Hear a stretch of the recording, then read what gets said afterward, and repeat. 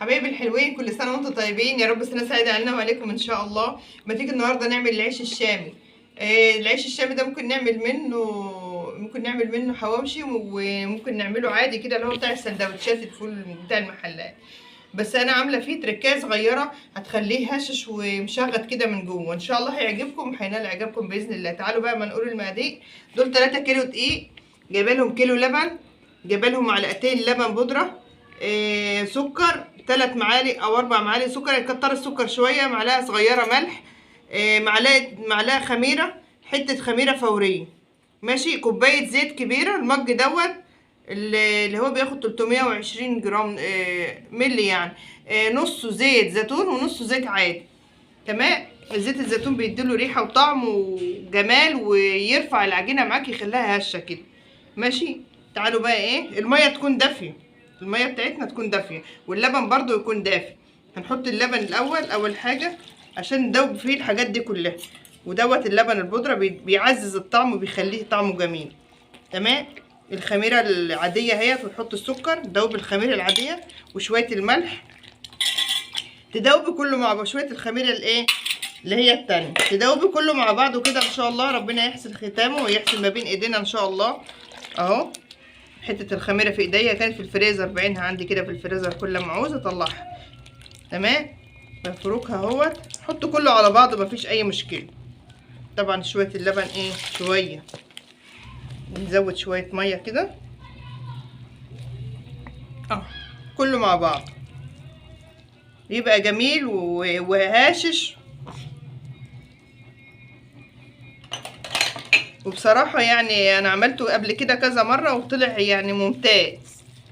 حلاوته بقى ان هو بيقعد عندك، تحطيه في الفريزر وتطلعيه كانك لسه عجناه حالا ولسه عاملاه حالا، يا دوبك بتسخنيه شويه كده، يا اما في الميكروويف يا اما على العين بتاعه البوتاجاز عادي ان شاء الله.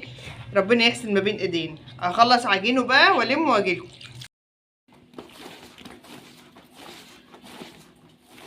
بصوا يا حبايبي، العجينه لفت في ايدي خالص اهي اهي، لا هي بصي لا هي مفتوحه ولا هي مقفوله، بين البنين كده عشان تعرفي تعجنيها وتلفيها وتبقى مظبوطه معاكي، وهي ما بتلزقش في ايدي ولا اي حاجه، حلوه وجميله وزي الفل وشغاله. بصي لا هي مفتوحه ولا هي مقفوله، جميله اهي. تمام. وكده خلصنا عجينه، يخمر بقى بالسلامه واوريكم هنعمل فيه ايه. يلا خمرت. احنا نزلنا بقى طبعا انتوا عارفين ان احنا فلاحين، نزلنا بقى عند الفرن البلدي اهو، العجينه اهي زي الفل اهي، ماشي. يلا بقى نقرصها عشان نبططها. نحط شويه دقيق كده الاول،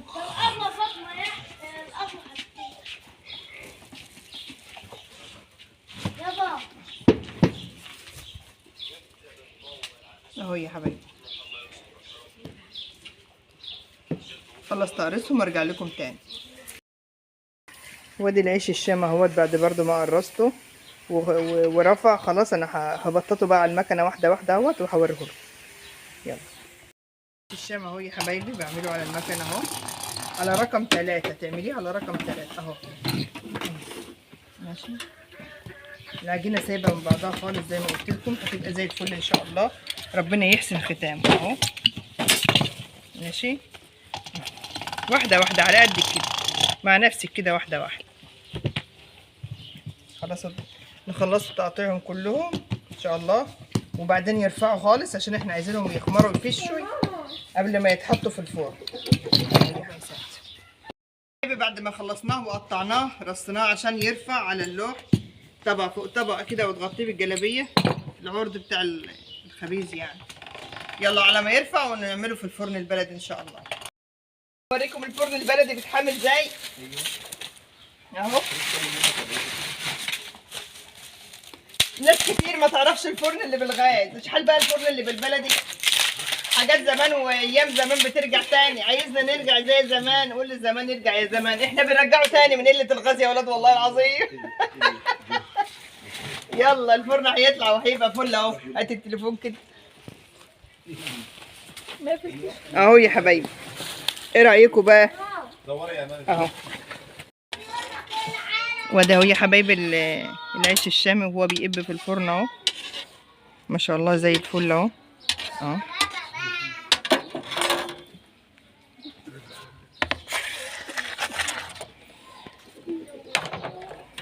حاجة جميلة والفرن بيخلي الحاجة طرية وزي العسل. اهم حاجة الطرف عجينه، طرف اكل، ما تخلوهوش قاسي قوي في ايديكي عشان يبقى ايه، يبقى جميل. بصي ولا اجدعها طابونه، خلي بالك تظبطي بس فرنك، ولا اجدعها طابونه.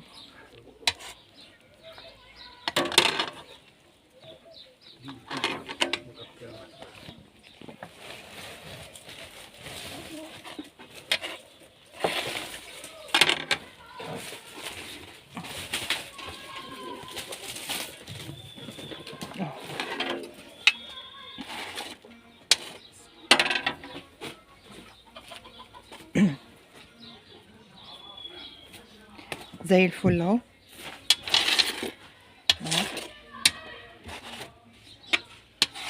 اخلص خبيزه واوريهولكم في الاخر.